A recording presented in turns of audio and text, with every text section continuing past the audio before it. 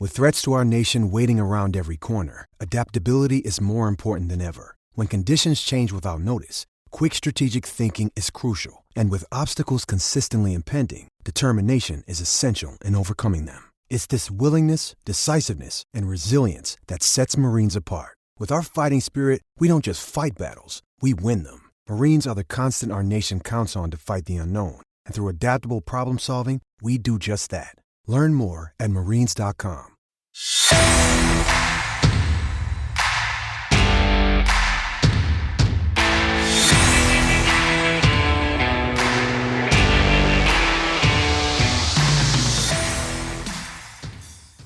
My old man is 76 years old, and as he's getting older, I think about this a lot. But like, dude, this whole coaching deal, like, when it's all said and done, the super billion hours you put in and all the things you miss, the only people who are going to remember that are the people that are closest to you in your life, not your coworkers and not the company. So think about that as you, like, if you get a chance to control that environment for people, you can become as powerful and influential as anything you could ever monetarily put in their bank account. Welcome to Coaching Coordinator Podcast and our series, Culture OS, with our host, Rob Pomazak. Rob, I'm excited here for this first interview we have today. There's been a lot of planning going into this, so it's fun to get into this first interview right now. Yeah, it's extremely exciting to kind of get this thing rolling. We talked to some great coaches, and I think having Coach Drinkall be the kickoff to this series is kind of the perfect thing to get people's minds in the right spot and really encompasses what the Culture OS mission is all about here, Keith. Definitely, and I met, just like you, I met Matt Drinkall in the first year of doing the podcast and was able to interview him and talk to him about his program. And he was at Kansas Wesleyan at the time as a head coach and had done an outstanding job in the previous season, which we were talking about. But what I found with Matt is he's always just honest and straightforward. He's never afraid to get a little vulnerable, share the things that he feels and thinks. And ultimately, being like that, he helps other coaches get better. Yeah, I heard Matt speak a few years back when he was head coach at Kansas Wesleyan, and that was exactly the idea that I had from him. Is he's very straightforward. He thinks very pragmatically. He knows his strengths. He knows his weaknesses, and he has this really unique way of delivering great content.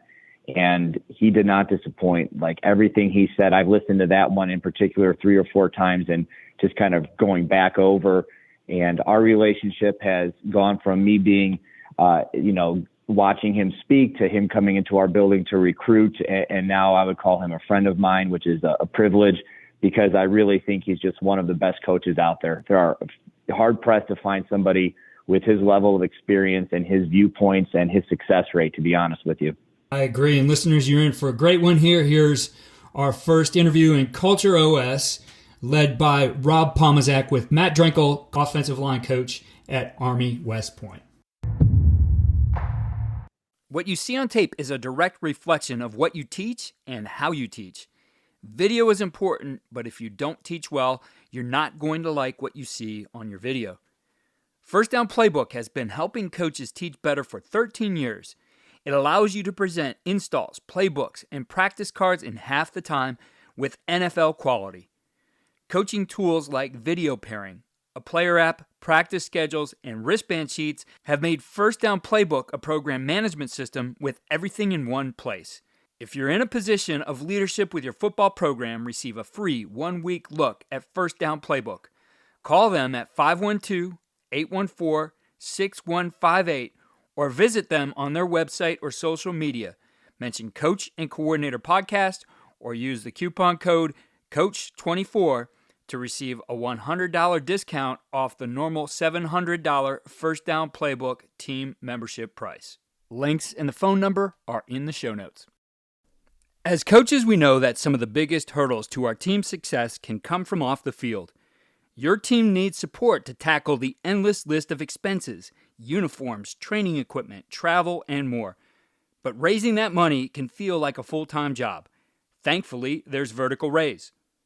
Vertical Raise is the premier online fundraising platform using innovative technology to create the easiest and most efficient system available.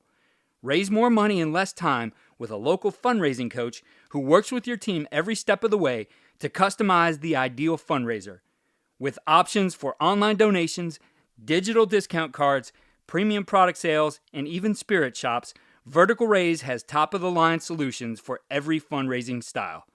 To find out more, visit verticalraise.com and we'll get you connected with an exclusive offer on your first fundraiser. All right, I'm really excited to talk with my next guest. We have former head coach and current offensive line coach at Army, Matt Drinkall. If you have followed Matt throughout not only his social media, but then his coaching career, you'll see a trail of success wherever he's been. And one of my big privileges in doing this is kind of picking people who I've admired from afar. And I was talking to Matt previously before we got on, just talking about how when I first heard him speak at the USA Football Clinic, I just wanted to find out more about not just even the X's and O's, but how he built his program with such intent. So Matt, thanks for being on today. Thank you for having me. This is awesome.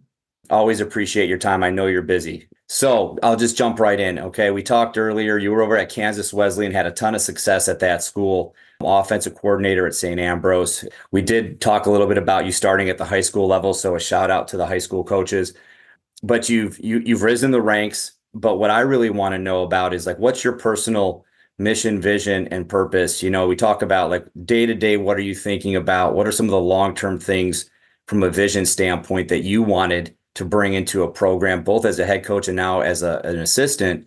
And, you know, what's your personal why? That's a great question. I think I got really lucky because I got into coaching really young and kind of right out of the gate, and I got really good advice. So I was a terrible player at Iowa, got hurt, and I spent like 3 years of college basically on crutches from having surgeries, right? So I spent a bunch of time with the coaching staff there and helped out any way you could. And one of the last conversations I had with Coach Ferentz, and I was like, hey, you know, I'm really thinking about going into this coaching thing as a career. You know, I like it. You work with young people. It seems like competitive and challenging. And he gave me really good advice when I was young. As he said, you know, you can't worry about how much money you make. You can't worry about statistics and wins and records and, you know, what level you're at. And you worry about all these external things that you really can't control. He's like, one day you'll end up 60 years old and your whole life and career will have passed you by. And that was really like the first kind of coaching advice. And I'm the only person in my family that played sports, period. So like when I got into this, I had no mentors, no guidance, nothing, no idea what I was doing to a fault. But I thought that advice always stuck with me. And I give, you know, every once in a while you talk to somebody about a job or whatever, and you know, where do you see yourself long-term in 5 years? I get all those questions, and I always used to bullshit my way through it, to be honest with you. But I have come to an answer that is honest, and I believe it. I want to be around people I truly believe in, and I want to be at a place I believe in. So if you can do those two things, I think you're in pretty good shape. And I've taken a very non-traditional path in my coaching career. I coached from Division I all the way down to high school and small college and partial scholarships and fulls and the whole bit. So, and I've had fun at every stop. So you learn from a ton, and there's great people and great coaches everywhere. So that's it for me. I'm not driven by, I just want to be doing those things around people I believe in, doing something I believe in. You hit on a couple of things that I was hoping that you would talk about. You first talked about mentorship and getting that advice. And I can relate to the path of getting to where you're at. I was a football player in high school, but baseball player in college. And then after that, and football found me after I got to become a teacher. How important is it to find those people who are doing the things that you want to do and then get that mentorship, and not only get it, but then take the advice that they give you? It's huge, but it's like it's really hard for, I think, young coaches, and it certainly was me, is you really compare yourself versus other people a lot. And it's when you're starting out, I think, and it's really apples to oranges. You'll hear, everybody knows the one young guy that got a job that is crazy. So then you think like, oh, well, that's everyone. That just happens to anybody. You know what I mean? It's like, if I go get a job at Hy-Vee bagging groceries, am I going to end up like Kurt Warner because he did? No, but everyone thinks like that when you're in your mid 20s and early 20s. You know what I mean? So I think like if the more advice you can get from multiple experiences and different times in their lives, I think that goes a long way. Like going back into kind of the first question, like I'm at West Point where I believe in what I am doing. Like when I recruit a kid to West Point, I truly believe like we're making the world and the country a better place. So like, that's awesome. I work with the best kids. Like they're Renaissance men. They're good at everything. They're great guys. The staff is incredible. And our head coach is like the best dude I've ever met. Like I learned something from Coach Munkin every single day. So, and we don't have to deal with the portal or NIL stuff.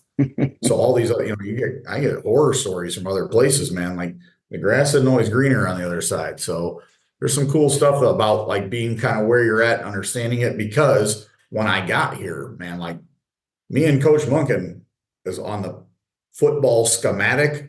We're as far polar opposites as you could ever possibly be.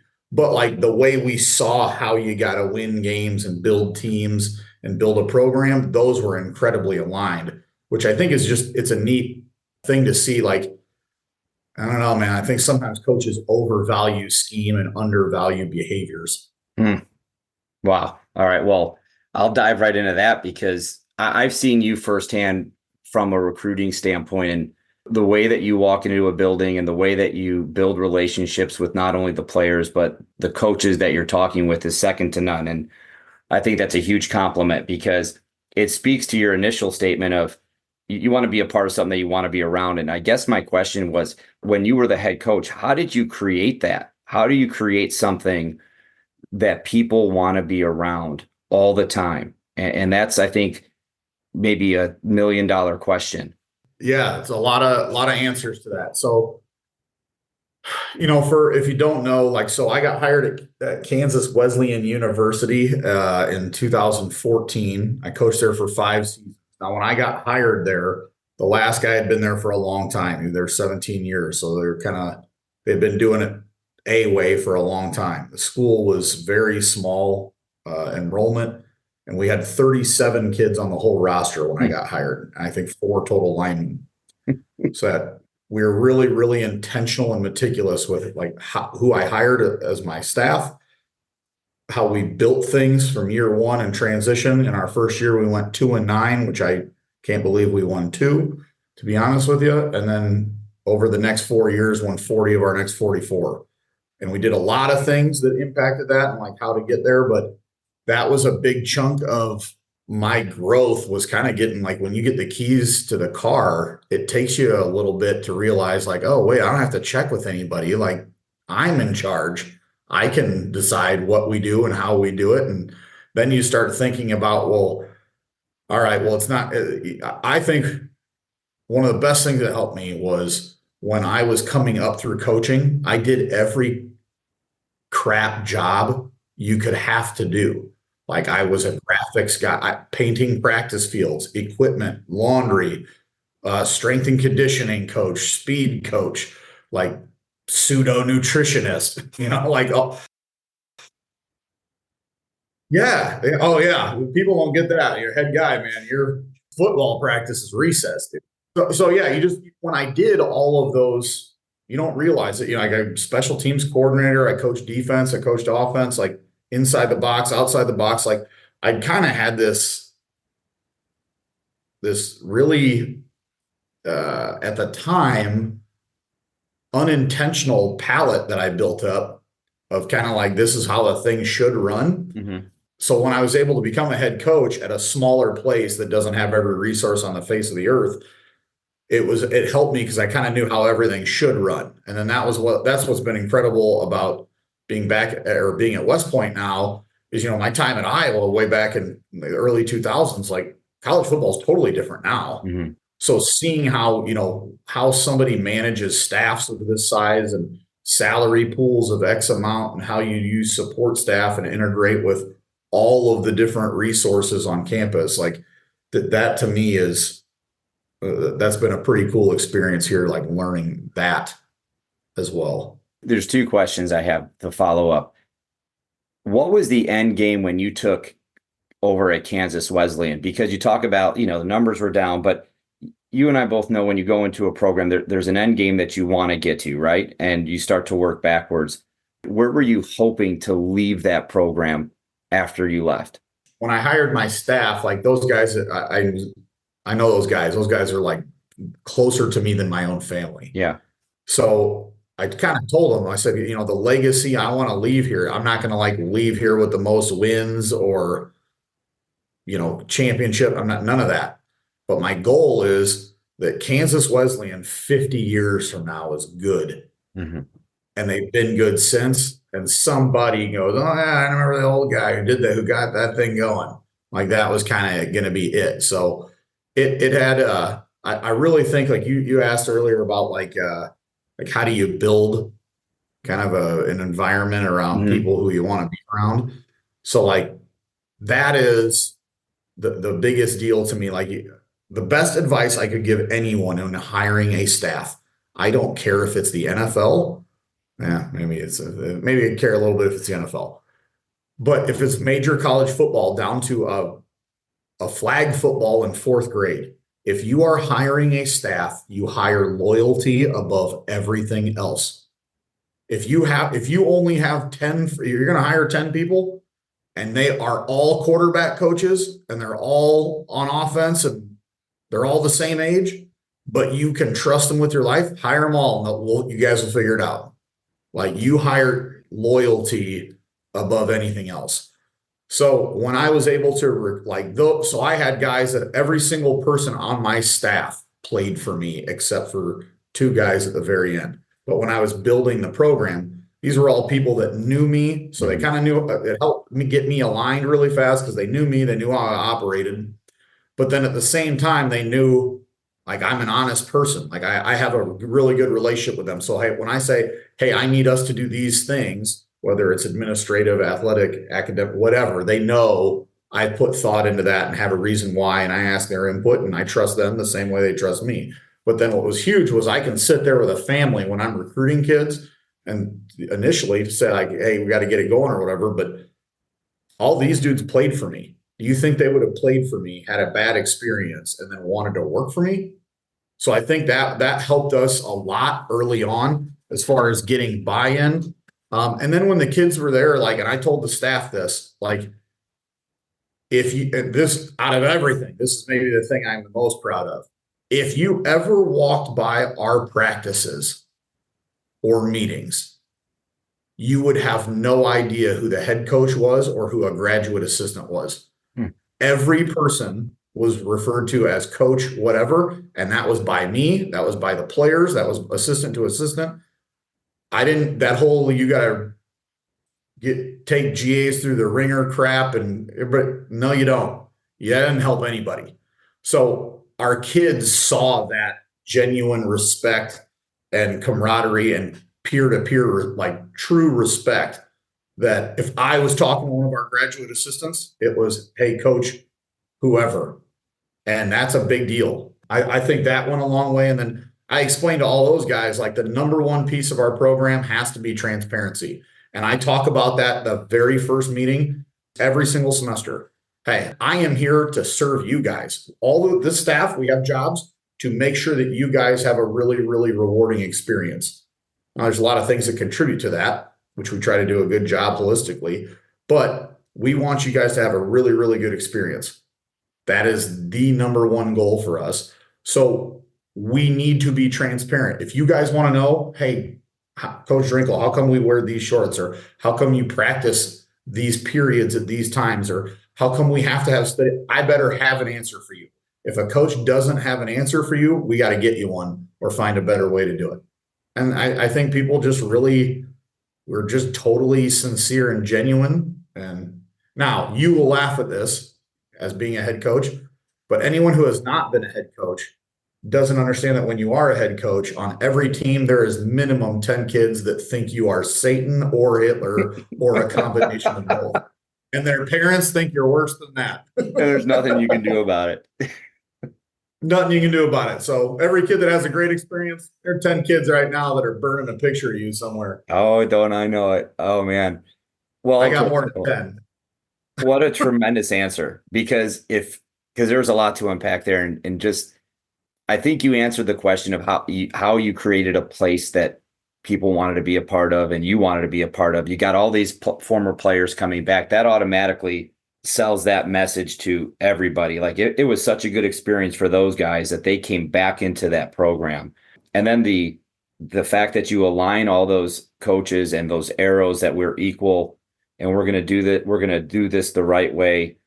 It's just such a great delivery, honestly. Like, as I look back on how I coach, it's like early on, man, oh, you cringe at some of the things you did. You're like, where your ego was so sensitive that you just had no other way of doing. You didn't know what you didn't know. But man, I wish I would have heard what you said 10 years ago, because it makes so much sense to me in how you develop that buy-in. Like, what a tremendous answer.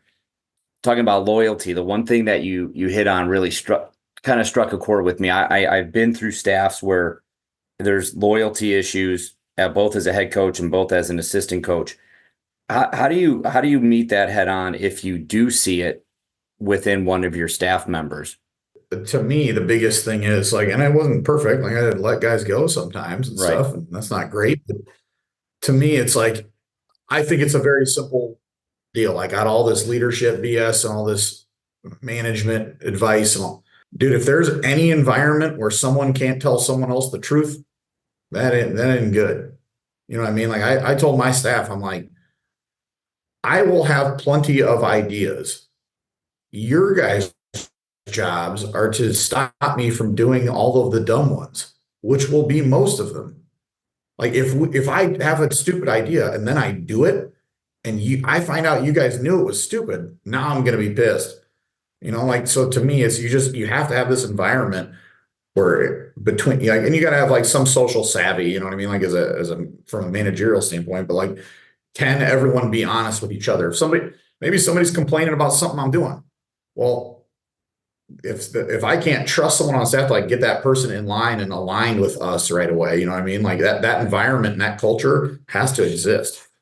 Yeah, I think that's a sage point with being able to be honest with each other. I know in the experiences I've had, and even as a head coach, where we're watching film or there was a decision that was made and somebody's going to say, yeah, I didn't think we should have done that. I just wish you would have told me right then and there. I think when you say like, keep me from doing the stupid things or making poor decisions, I can relate to that a ton. So flip the script now, because now you're an assistant in Army. How does that change with it? They have a very specific way of going about it. As an assistant coach, how do you look towards the head coach with your past experience, knowing what you know? I'm a way better assistant coach now, having been a head coach. I was a head coach for about 2 weeks. I call everybody that I was an assistant for and apologize to them. So, like I said, Coach Munkin here is really, really good. Like, yeah, the football, like as coaches, we don't really like cross over with a bunch of other parts of West Point. Like everybody kind of thinks it's just like we're all like, sir, yes, sir. Like, that's not. It's like we work here. So Coach Munkin, like seeing our own independent culture, where like what he has done that's really unique here. Like, this is a great example of how like he's like a transformational leader. Everything's kind of, tough at West Point on you. It's tough because it's a challenging environment, right? He wants football to be the most challenging part of their whole day. And our kids are built, not only he's got like his dudes in here rolling, like they're wired that way. It's awesome. So whereas most people like would try to be like, well, the whole everything else is hard, we got to take it easy on them. Like, just little choices like that are really good. And you get to see how he makes choices between like, hey, this is like kind of like when you're trying to decide how to discipline a player. I've heard it explained like, was it an error in judgment or an error in character? Mm-hmm. You know what I mean? Like you have to make those decisions, whether a lot of it, if he's your best quarterback or something like that, that influences probably a decision for everybody a little bit, as far as like, do I suspend him? Do I just give him some community service? Whatever it At is. least you're being honest. I think, whatever. Our kids get it. And I've heard coaches explain it like, he's like, listen, why would I suspend a really good player that impacts all of the kids in a negative way? And they're like, I know that's like a get out of jail free card, but that's a great point too. You can be like, but you can't really argue against it. But like those same decisions with staffing, you know what I mean? Like there are positions that you hire at 25,000, 40,000, all the way up to whatever the heck, coordinators and position coaches, like big time money, right? Like, so how do you from a managerial standpoint, how do you make a decision on, hey, this person has enough good that I just need to train them and get some of these things corrected or give them opportunities for growth, or this person isn't producing and isn't a fit for us, within the program, they're not aligned, whatever, not skilled enough, whatever. So like how you balance those decisions at all levels of that spectrum, and the demanding and the accountability and all those things, like that's where Coach Munkin has been super, super good. And then you work with like Nate Woody. He's the exact opposite personality of a guy like Monk. And so it's just that part of it's been really cool about being here. And I think you can kind of apply those same, whether it's a high school staff, a small college staff, or a big college staff. I think a lot of that stuff carries over. I was talking with another coach this past weekend. We were kind of going through staffing. I always find staff is probably the most challenging thing for me as a head coach. Like if I was going to look at how I had to improve, it's being better with my staff. And I think staff is such a key performance indicator of your whole program. Like if you got staff that's not getting along, or if there's any type of friction, it really just gets exponentially broadcasted to everybody else. And in my experience, it's one of those things that you got to nip in the bud. Transitioning here now, what are some, if you don't mind sharing, maybe as a head coach, any hurdles that you faced from a program standpoint that really challenged you, where you maybe didn't have the right answer and you had to kind of dig deep and find something? Have you came across something like that? Yeah, I got about 10,000 things I screwed up. Let's just pick one. As far as like, I guess some like helpful things that probably people don't think about, or stuff you screwed up. Like here's one thing I screwed up really bad. So my first year I took over, and some people are going to be in this situation. This is one thing I did great. Okay. One thing I did great.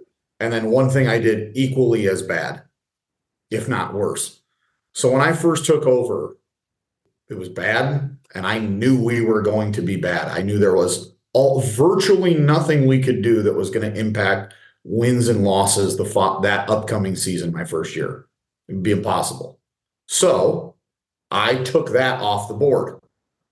I decided, like, all right, how can I define success for these kids in their lives and every day, every way possible other than the games? So like when a game got over, I never talked about what happened with the game. We only talked about things we want to do, like, unforced errors and aligning correctly. And man, we're tackling better. We're running to the ball better. We're better this week than we were last week. We never, ever talked about winning and losing, ever. Okay. Now it was eats you alive, but you don't want them to see that. We're trying to do it. Man, every kid went to study hall on time. Every kid attended their class. Like kids are making gains in the weight room, even if you're only benching 200 pounds, but you used to be benching 150. Like we did everything for about 18 months through an entire season to give those kids success. Now we were bricks. I mean, we were detailed, hard ass note, like thumb on everything, details about everything. And that was great. And the next year we went 10-1, then 9-2. And then here's where I made my biggest mistake, is that we played all those freshmen and sophomores my second year, right? And those kids did all of those foundational things I wanted almost flawlessly, like the being accountable, winning behaviors, right? Well, now they were like juniors and seniors, and I brought in like and I was still running the program disciplinarian wise, treating these grown men at 22 years old that have done everything I've wanted for 3 years. I was still kind of doing it the exact same way as when they were freshmen in the program. Wasn't any like shit. By the time those guys were seniors, every game we played, they expected to win by 20, let alone like we would hope when they were freshmen, we would hope if we got within 20, that was a win for us. So like I didn't evolve with the players, with the culture, and with the program fast enough. And I truly believe in 17, we went 8-3, 8-3, 8-2, something like that, 9-2. So I prevented us from being our best. And I knew it was me. And that's when I made I talk about this. It's the only book I've ever read that's helped me in coaching the most, I should say, I guess, is the Starbucks Experience, about managerial decisions, about franchising Starbucks and making it the brand what it is. And that was giving away leadership and components of it. Best thing I ever did. And that helped me, where it put more of the onus on the kids with the program and ownership. Like one of the things I did that I've never heard of anyone else do on game day, my last year, I never addressed the team until after the game. I remember you saying something like that I don't talk to the team before practices. I only give them the 1 or 2 bullet points after a practice is over. They never hear from me longer than max 15 seconds after a practice, maybe, and they do not hear from me beforehand. So like on game, I would assign out who the leader of the day was. Yeah. So before practice, to bring them up and get them going, it was that dude's responsibility. After practice, it was that dude's responsibility. And then you put some of your heavy hitters on game day. But literally on game day, I would, you'd be at the football facility, print out my call sheet. I'd pop my head into the locker room before I went out to meet with the officials, told everybody have fun. I love you. I'd see them at warm-ups. That was it. I remember when you said that at a clinic, and I wrote it down because I was the exact opposite. Like it was like, we're going to talk about everything that we're going to do for the next 3 years at the end of practice. And I was like, now I have like a little box that says like 3 things. But I mean, going back to that story you told, first of all, the discipline to stay true to, we're not going to talk about wins and losses. Like, and as a competitor, that has to just like eat you up. Well, hold on. That sentence alone, we weren't going to talk about wins, period. That wasn't going to happen that first year. So I knew. That's right. You said you weren't going to win. You don't have to worry about that. And then to have the self-reflection to realize that, you know, nothing changed. We could have had Tom Brady and Michael Vick. You've got this grip on the program, and you take them through and you get them to where they need to be, but then to have the self-reflection to say, like, I didn't let go and let the leadership that I had front loaded flourish. I think a lot of coaches can maybe relate to, and the idea that you can evolve as a coach year to year. And, you know, if you do it the right way, the maturation process of your kids in your program should eventually get to the point where you talked about, where it's, I can assign the leadership. I don't need to be on my soapbox all the time. I think that's kind of profound in the way that a lot of it goes against what the typical model of head coaching usually is, you know? Yeah. The other thing is too, is I was like, I sucked at it. Like anyone who knows me, like I'm like this. I'm like this during a game in the fourth quarter. I'm like this hanging out. I'm just like this. So when I like tried to get like, come on, guys, like, dude, I suck at it. And those dudes knew that was bullshit. You know what I mean? Like they knew it was out of character. Like something must be wrong. I'm not comfortable with it. You always think about like, and psychologically, scientifically, like, it doesn't matter what I say anyway.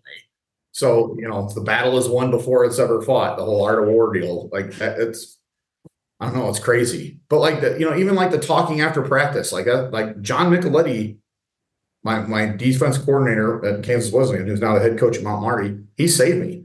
Like my second year, I was like going on and on after practice, and I could just feel no one listening to me. They were going to sit there until I got done talking. And I know 30 seconds later that if I was like, hey, name 3 things I said, they wouldn't do it. So I looked at our Micheletti and I was like, do they listen to a word? He goes, not a word. I didn't even finish the sentence. I was like, then why do I do that? He's like, I don't know. Why do you do that? And I was like, okay, this is good. This is the dumb stuff I'm doing that I need to stop. Everyone's just pacifying me. So I'd say, hey, study a table at this time, practice this time tomorrow, and go. We're done. It's hard to hear sometimes because I think there's probably a lot of people who are sitting listening being like, oh man, I'm that guy who just goes on and on and on, and and we all know that kids aren't paying attention. Oh, like it's gone in the blink of an eye. I'm getting close to our hour. I could talk to you for a long time. I just think it's really, for me personally, and I think for hopefully people who are listening, it is refreshing to hear, obviously you're very humble with what you do because you had a ton of success and you do a great job wherever you go.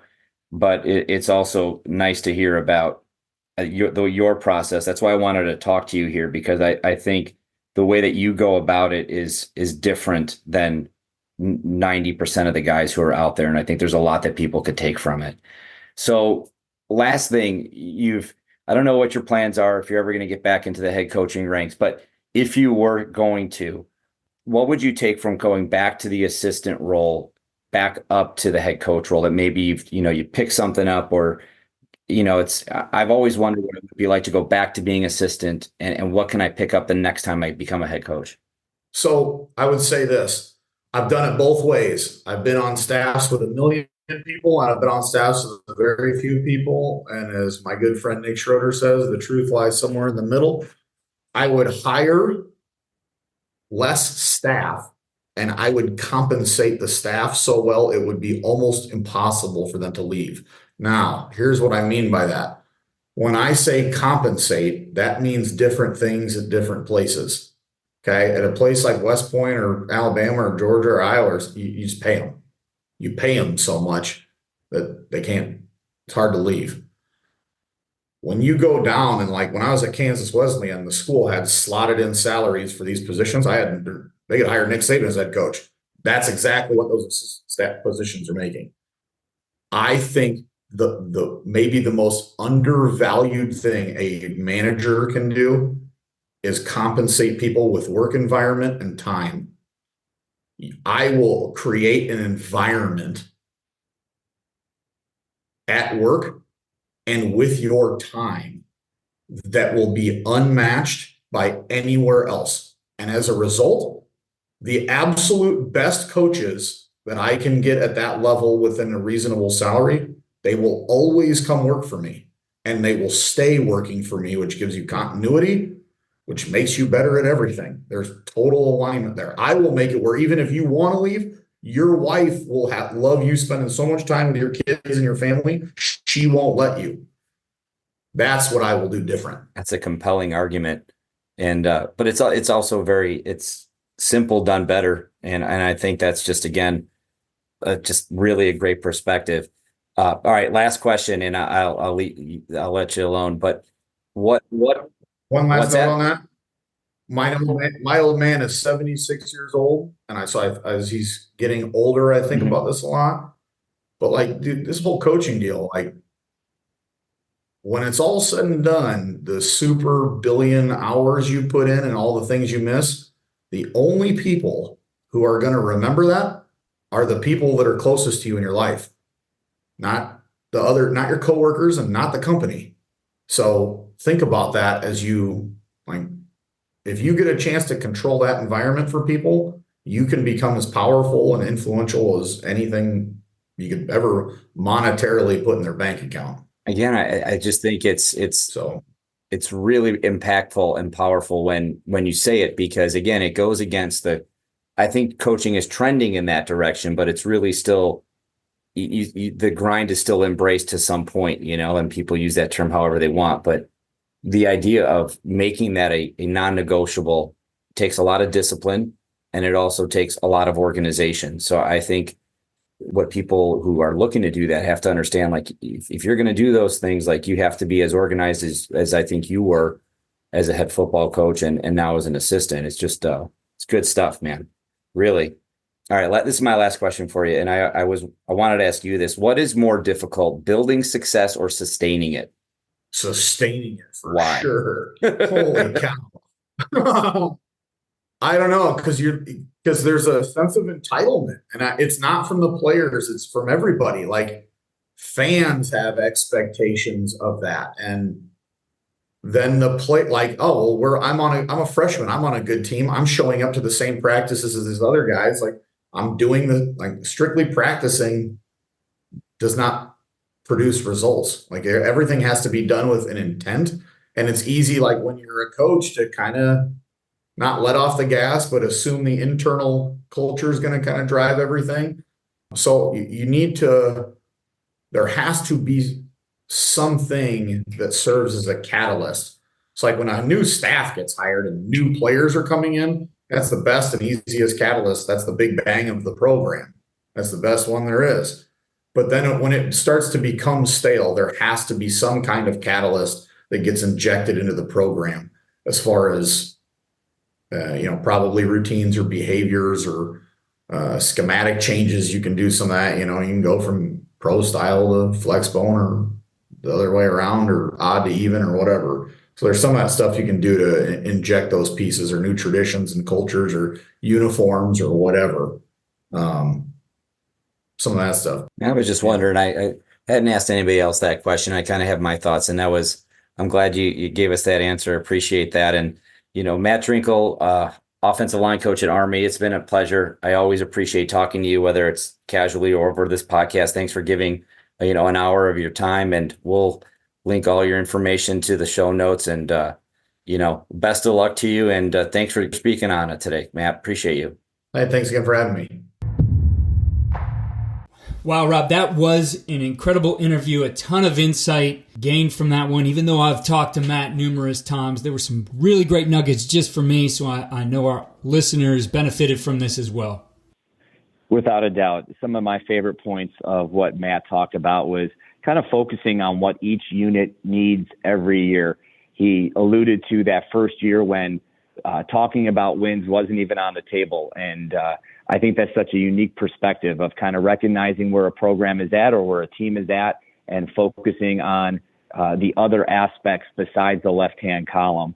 I also really liked where he talked about staff loyalty and how that's a two-way street. One of the biggest things I took away was that you have to create an experience for your staff that is based on quality of life, because the compensation that your staff will receive with that quality of life cannot have a monetary value to it. And then, as always, Matt just gives you these great nuggets on how to continue to develop as a coach, from his experience as a head coach now to as an assistant at the Division I level, and then what he's going to take back to that next level, or that next step of his career. So Matt Drinkall certainly did a great job of articulating his mission, vision, and purpose, and super excited that he came on. Well, I'm super excited that you're doing this interview series for us. Culture OS is off to a great start here, both with what you shared in the overview and here in the first interview with Matt Drinkall. And I know we have some great ones coming up. The next one will be with Kyle Ralph, head football coach at New Palestine High School in Indiana. He's won some state championships there and built a championship program. And we'll have that one for you next week. So again, thank you for the time. We look forward to more. As we're talking with these other coaches on Culture OS, I want to be sure that we also share Coach Pomazak's resources that he's put together for coaches. He's done an outstanding job with these and has put them on CoachTube. Coach, what do you have for us?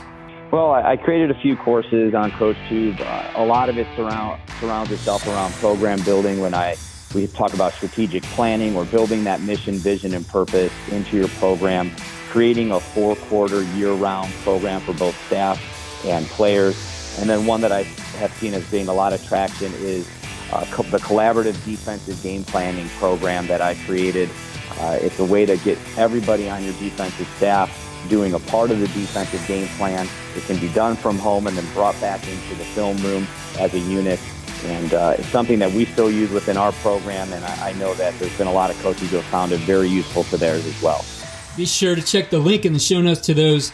You can find those resources on CoachTube.